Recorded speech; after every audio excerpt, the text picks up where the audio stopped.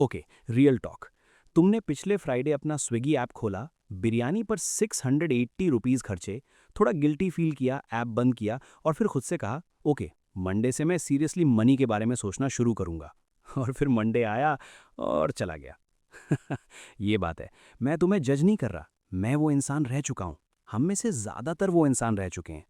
लेकिन क्या होगा अगर मैं तुम्हें बताऊं कि 680 रुपीस वाली बिरयानी एक्चुअली वो रीज़न नहीं है कि तुम फाइनेंशियली फ्री नहीं हो।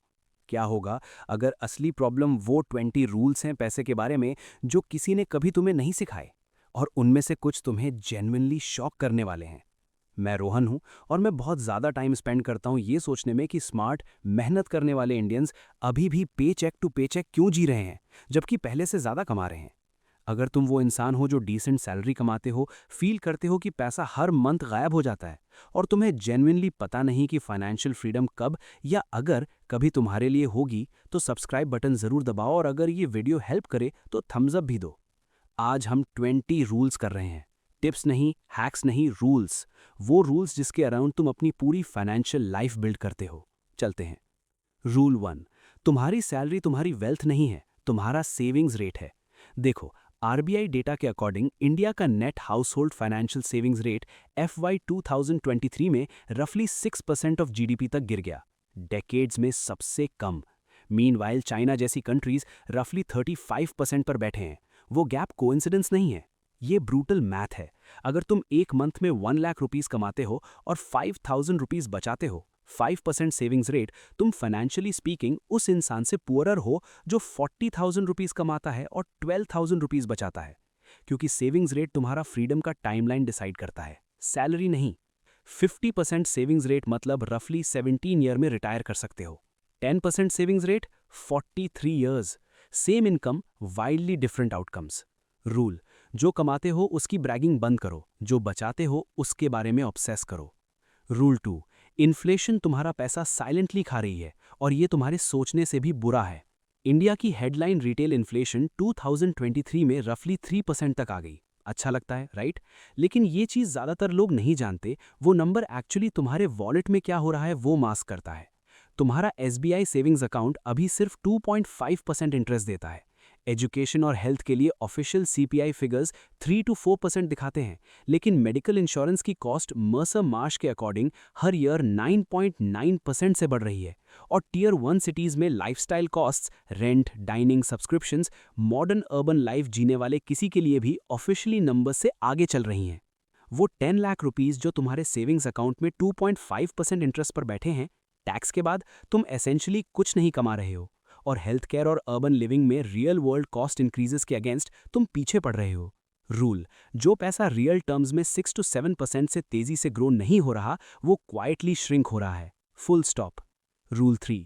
50-30-20 रूल 2026 इंडिया के लिए आउटडेटेड है। इसके बजाय 40-20-40 यूज करो। तुमने सुना होगा 50% नीड्स, 30% वांट्स, 20% सेविंग्स। ये एक अलग दुनिया के लिए लिखा गया था। मुंबई, बेंगलुरु और हैदराबाद जैसी सिटीज में अर्बन रेंट अकेले टेक होम सैलरी का 30 to 40% कंज्यूम कर रहा है, तो ओल्ड मॉडल इमीडिएटली टूट जाता है। ये है जो इंडियन मिडिल क्लास के लिए अभी एक्चुअली काम करता है। 40% fixed non negotiables, rent, EMIs, utilities, groceries. 20% lifestyle और wants, dining, travel, entertainment. 40% wealth building, investments, SIPs, emergency fund, insurance premiums. हाँ, 40% वेल्थ बिल्डिंग के लिए अग्रेसिव लगता है, लेकिन फाइनेंशियल फ्रीडम एक्चुअली यही रिक्वायर करती है। कंफर्टेबल नहीं है, यही पॉइंट है। रूल: वेल्थ बिल्डिंग को नॉन नेगोशिएबल बनाओ, बचा खुचा एक्टिविटी नहीं। रूल 4। तुम्हारा EMI किसी और का SIP है। यहाँ से चीज़ें रियली इंटरेस्टिंग हो जाती हैं। हर EMI जो तुम पे करते हो, उस कार लोन के लिए, आईफोन के लिए लिए गए पर्सनल लोन के लिए, बजाज फाइनेंस पर बाय नाउ पे लेटर के लिए, तुम लिटरली बैंक या NBFC की तरफ से एक SIP रन कर रहे हो। उनकी वेल्थ कंपाउंड हो रही है, तुम्हारी नहीं। RBI डेटा के अकॉर्डिंग इंडिया का total retail credit outstanding early 2026 में 53 लाख करोड़ रुपीस क्रॉस कर गया। कंज्यूमर क्रेडिट रफली 12% ईयर ऑन ईयर ग्रो हो रही है, ज़्यादातर लोगों की इनकम से काफ़ी तेज़ी से। हम इन्वेस्ट करने से ज़्यादा तेज़ी से बोरो कर रहे हैं। 5 लाख रुपीस कार लोन 9.5% पर 5 ईयर के लिए तुम 6.27 लाख रुपीस वापस दोगे। वो 1.27 लाख रुपीस इंटरेस्ट 5 ईयर के लिए 12% पर इंडेक्स फंड्स में इन्वेस्ट किए होते तो 2.23 लाख रुपीस की वैल्यू होती। रूल, हर लोन जो तुम लेते हो एक इन्वेस्टमेंट है जो तुमने कैंसिल कर दिया। रूल 5, इमरजेंसी फंड कंजर्वेटिव नहीं है, ये सबसे अग्रेसिव चीज है जो तुम कर सकते हो। अब तुम सोच रहे होगे, रोहन 6 मंथ्स के एक्सपेंसेस लिक्विड कैश में रखना वेस्ट है जब मार्केट चल रहा है। ये होता है इमरजेंसी फंड के बिना। मार्केट क्रैश करता है, तुम जॉब खो देते हो, तुम्हें रेंट पे करने के लिए अपने म्यूचुअल फंड यूनिट्स बॉटम पर सेल करने पर मजबूर होना पड़ता है। तुम एक पैनिक्ड मोमेंट में years of compounding wipe out कर देते हो। 2020 कैश वाले क्रैश से AMFI डेटा ने मार्च टू अप्रैल डिप के दौरान इक्विटी फंड से मैसिव नेट आउटफ्लोज दिखाए। पैनिक सेट होने पर मंथ्स के positive SIP inflows wipe out हो गए। जिनने भी रिडीम किया ज्यादातर बॉटम पर सेल किया, परमानेंटली लॉसेस लॉक कर लिए। इमरजेंसी फंड ही वो चीज है जो तुम्हें वो स्टैटिस्टिक बनने से रोकती है। 6 मंथ्स के एक्सपेंसेस एक लिक्विड फंड या हाई यील्ड सेविंग्स अकाउंट में रखो, बस इतना, नॉन निगोशिएबल। रूल, पहले इमरजेंसी फंड फिर इन्वेस्टमेंट पोर्टफोलियो, हमेशा। रूल 6, टर्म इंश्योरेंस एक इन्वेस्टमेंट नहीं है, इससे रिटर्न्स ढूंढना बंद करो। मैं तुम्हें बता नहीं सकता कितनी बार मैंने लोगों को यूलिप्स या एंड्योरेंस पॉलिसीज खरीदते देखा है, क्योंकि ये रिटर्न्स और कवरेज देती है, और फिर वो मुझे फाइन प्रिंट दिखाते हैं। 1 करोड़ रुपीज यूलिप जिसमें 1 लाख रुपीज एनुअल प्रीमियम है, सब चार्जेस के बाद 4 to 6% रेंज में IRR देता है। 1 करोड़ रुपीस कवरेज के लिए प्योर टर्म प्लान 30 ईयर के नॉन स्मोकर मेल के लिए ईयर में अंडर 12,000 to 15,000 रुपीस। डिफरेंस क्या है? रिमेनिंग 85,000 प्लस रुपीस को 30 ईयर के लिए 12% CAGR पर इंडेक्स फंड्स में इन्वेस्ट करो, 2.55 करोड़ रुपीस बन जाते हैं। इंश्योरेंस और इन्वेस्टमेंट हमेशा कंप्लीटली अलग रखो। Rule, by term invest the rest, ये एक्चुअली इतना ही सिंपल है। रूल 7, रियल एस्टेट ऑटोमेटिकली एक गुड इन्वेस्टमेंट नहीं है। ये कुछ लोगों को अपसेट करेगा, लेकिन ये कहना जरूरी है। इंडिया का average residential rental yield 2 to 3.5% है, एनारॉक रिसर्च 2025 डेटा के अकॉर्डिंग। इसे निफ्टी 50 के रफली 12.8% 10 ईयर CAGR से कंपेयर करो। प्रॉपर्टी अप्रिसिएशन के साथ भी एक बार stamp duty 5 to 6%, registration, maintenance, property tax, exit पर ब्रोकरेज फैक्टर इन करो तो टियर 1 सिटीज में ज्यादातर रेजिडेंशियल रियल एस्टेट पर तुम्हारा एक्चुअल IRR 6 to 8% है। रियल एस्टेट डाइवर्सिफिकेशन के रूप में काम करता है, ये स्ट्रैटेजी के रूप में काम नहीं करता। रूल, रिच होने के लिए प्रॉपर्टी मत खरीदो, जब कंफर्टेबली अफोर्ड कर सको और घर चाहिए तब खरीदो। रूल 8, स्टॉक मार्केट कसिनो नहीं है जब तक तुम इसे कसिनो की तरह ट्रीट नहीं करते। ये एक स्टैटिस्टिक है जो तुम्हारे साथ रहना चाहिए। सेबी की 2024 में रिलीज की गई स्टडी में पाया गया कि 93% इंडिविजुअल FNO ट्रेडर्स ने 3 ईयर पीरियड में पैसा खो दिया। 93%। लेकिन वही निफ्टी 50 इंडेक्स 20 ईयर में बोरिंग SIP के थ्रू होल्ड किया, पेशेंट इन्वेस्टर्स को कभी नेगेटिव रिटर्न नहीं दिया, एक बार भी नहीं। मार्केट ट्रेडर्स को पनिश करता है, ओनर्स को रिवॉर्ड करता है। अगर तुम FNO ऑप्शंस में हो बिना जेन्युइन प्रोफेशनल ग्रेड एज के, तुम इन्वेस्ट नहीं कर रहे, तुम उन इंस्टीट्यूशंस को पैसा डोनेट कर रहे हो जिनके पास सुपीरियर डेटा, फास्ट एग्जीक्यूशन और जीरो इमोशनल डिसीजन मेकिंग है। रूल, मार्केट ओन करो, इसे बीट करने की कोशिश मत करो। रूल 9, 25 पे स्टार्ट करना 35 पे स्टार्ट करने से 3 टाइम्स ज़्यादा वर्थ है। एक्चुअल मैथ करते हैं क्योंकि ये नंबर जेन्युइनली वाइल्ड है। प्रिया 25 पे 5,000 रुपीज़ मंथली SIP शुरू करती है। राहुल वही 5,000 रुपीज़ SIP 35 पे शुरू करता है। दोनों 60 पे स्टॉप करते हैं। दोनों 12% CAGR कमाते हैं। प्रिया 5,000 रुपीज़ पर मंथ 35 ईयर के लिए 3.24 crore rupees. Rahul 5,000 rupees per month 25 year के लिए 94.9 lakh rupees. Per month same amount, same returns, difference 2.29 crore rupees सिर्फ 10 ईयर की वजह से। ये मोटिवेशनल पोस्टर नहीं है, ये एक्चुअल मैथमेटिकली प्रॉमिस तरीके से कंपाउंड इंटरेस्ट काम कर रहा है। रूल, आज स्टार्ट करना कल परफेक्टली स्टार्ट करने से हमेशा बेटर है, हर बार। रूल 10, तुम्हारा सबसे बड़ा वेल्थ बिल्डिंग एसेट तुम्हारा पोर्टफोलियो नहीं है, ये तुम्हारी इनकम है। ये चीज़ ज़्यादातर लोग फाइनेंशियल फ्रीडम के बारे में नहीं जानते। इसके 2 लेवल्स हैं, इन्वेस्टमेंट पर रिटर्न्स और इनकम ग्रोथ। और तुम्हारे करियर के पहले 10 to 15 ईयर के लिए इनकम ग्रोथ बड़ा लेवर है। 30% सैलरी हाइक, इन्वेस्ट किया, लाइफस्टाइल इन्फ्लेट नहीं किया, तुम्हारे नेट वर्थ के लिए ज़्यादा करता है देन पोर्टफोलियो एलोकेशन एक एक्स्ट्रा 1% रिटर्न के लिए ऑप्टिमाइज करने से। 2025 टू 26 के लिए टीम लीज और Naukri.com का इंडिया जॉब मार्केट डेटा दिखाता है कि टियर 1 सिटीज़ में average tech salaries 8 to 11% year on year grow हो रही हैं। लेकिन ज़्यादातर प्रोफेशनल्स के लिए lifestyle costs almost identically track कर रही हैं। रूल, अपने करियर स्किल्स में अग्रेसिवली इन्वेस्ट करो। तुम्हारी अर्निंग पोटेंशियल तुम्हारा सबसे बड़ा एसेट है। रूल 11, लाइफस्टाइल इन्फ्लेशन एक साइलेंट वेल्थ किलर है। तुम्हें 15,000 रुपीज़ रेज मिलता है, सडनली तुम्हें बेटर फ़ोन चाहिए, बड़ा फ्लैट चाहिए, कुकिंग की जगह ज़ोमैटो प्रो चाहिए, और रेज आने से पहले ही गायब हो जाता है। टेक्निकल टर्म है हेडोनिक अडेप्टेशन। हम इम्प्रूवमेंट्स के साथ इनक्रेडिबली फास्ट अडेप्ट करते हैं और फिर और चाहने लगते हैं। ये बिल्कुल नॉर्मल ह्यूमन साइकोलॉजी है, लेकिन ये वेल्थ बिल्डिंग के लिए बिल्कुल डिस्ट्रक्टिव है। रूल, हर रेस पर कम से कम 50% सीधा इन्वेस्टमेंट्स में डालो, इससे पहले कि तुम इसे कभी अपने अकाउंट में देखने पाओ। रूल 12, टैक्स प्लानिंग चीटिंग नहीं है, ये कंपलसरी है। पहले इन दो दुनियाओं को समझो जिनके बीच तुम चूज कर रहे हो। न्यू टैक्स रिजीम के अंडर, जो अब डिफ़ॉल्ट है, तुम्हें ऑटोमैटिकली 75,000 रुपीज़ स्टैंडर्ड डिडक्शन मिलता है, लेकिन एटीसी, एटीडी, एचआरए और एनपीएस डिडक्शंस गॉन हैं। ओल्ड रिजीम के अंडर वो डिडक्शंस अवेलेबल हैं, लेकिन तुम्हारे बेस टैक्स रेट्स ज़्यादा हैं। ये चीज़ ज़्यादातर लोग गलत करते हैं, वो अपनी स्पेसिफिक सिचुएशन का मैथ किए बिना रिजीम चूज करते हैं। होम लोन, एचआरए और मैक्स्ड एटीसी वाले सैलरीड पर्सन के लिए ओल्ड रिजीम अभी भी जीत सकता है। इन चीज़ों के बिना न्यू रिजीम यूजुअली जीतता है। न्यू रिजीम के अंडर वो 75,000 रुपीज़ स्टैंडर्ड डिडक्शन अकेले 30% ब्रैकेट में किसी को हर ईयर 22,500 रुपये बचाता है। वो 22,500 रुपये तुम्हारे एसआईपी में होने चाहिए, अनक्लेम्ड नहीं बैठे होने चाहिए। मैं जिन्हें जानता हूं जो ये भी नहीं जानते कि वो कौन से रिजीम के अंडर फाइल्ड हैं, ये अलार्मिंग है। डेलिबरेटली चूज करो, हर ईयर कंपेयर करो, क्योंकि तुम्हारी सिचुएशन बदलती है। Legal tax optimisation literally financial self defence है। रूल, अपना रिजीम जानो, हर ईयर कंपैरिजन मैथ करो। टैक्स पर बचाया हर रुपया एक ऐसा रुपया है जो कंपाउंड करता है। रूल 13, 2026 इंडिया में हेल्थ इंश्योरेंस ऑप्शनल नहीं है। इंडिया में मेडिकल इन्फ्लेशन रफली 9.9% पर ईयर चल रही है। एशिया में सबसे ज़्यादा Mercer Marsh benefits 2025 health trends report के अकॉर्डिंग। मुंबई या दिल्ली के प्राइवेट हॉस्पिटल में स्टैंडर्ड 5-डे हॉस्पिटलाइजेशन अभी easily 3 to 5 lakh rupees costs करती है।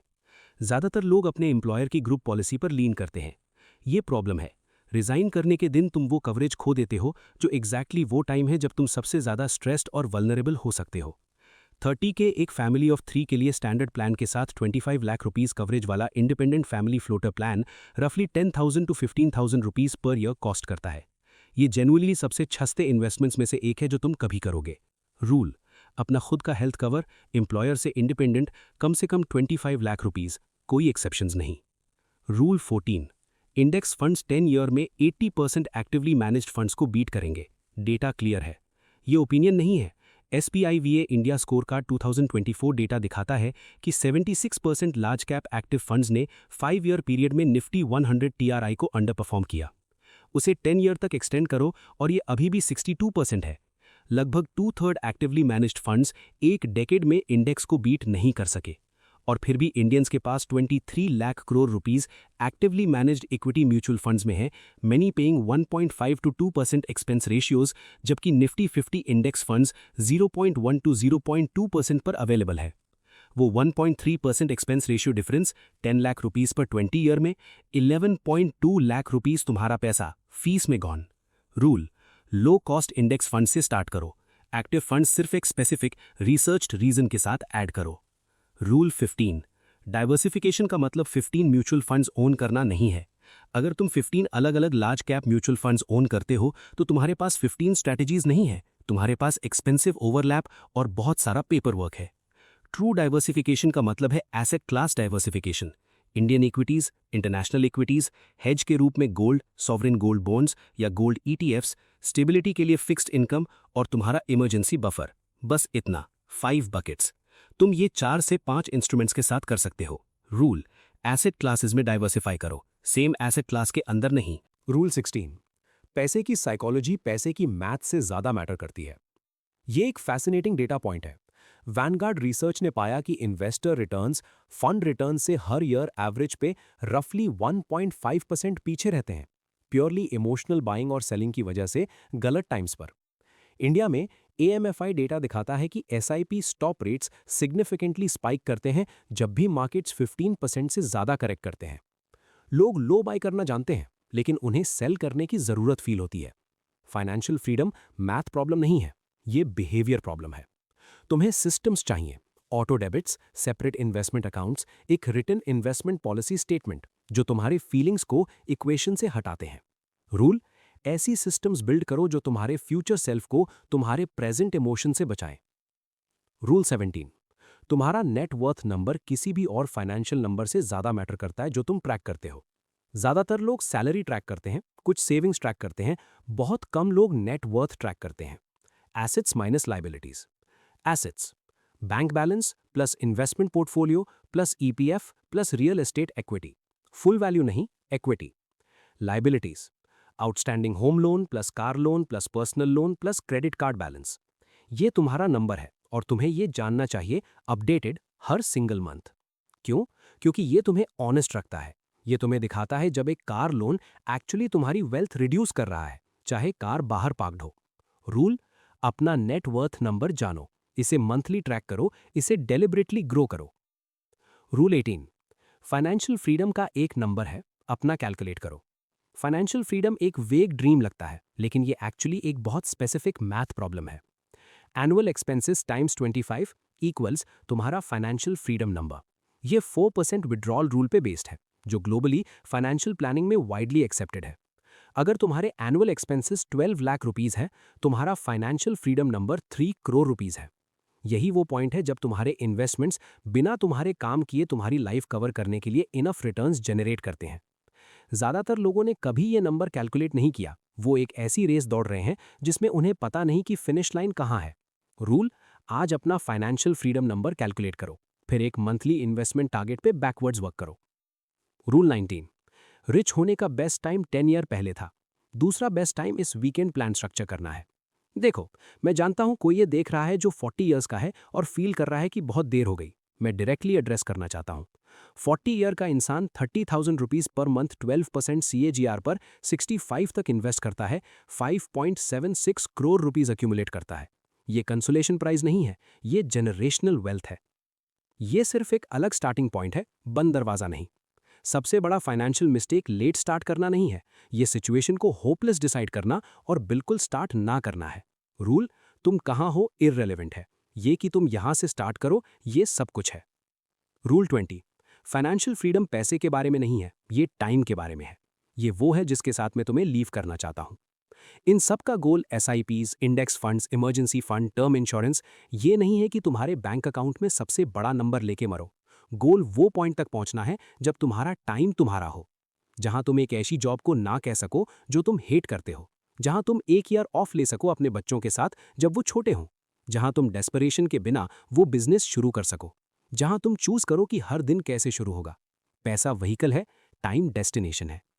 ठीक है, 20 रूल्स। तुम्हें एक एक्शन दूंगा जो मैं चाहता हूं तुम अगले 24 आवर में लो।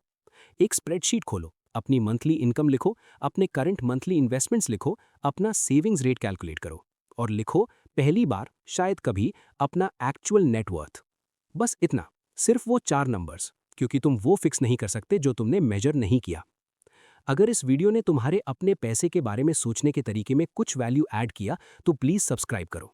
मैं हर वीक एग्जैक्टली इसी तरह के वीडियोस लाता हूं, real data, real math, India में वेल्थ बिल्ड करने की रियल टॉक। कमेंट्स में अपना सेविंग्स रेट डालो, जेन्युइनली क्यूरियस हो, देखा जाए सब कहां है। मिलते हैं नेक्स्ट वन में।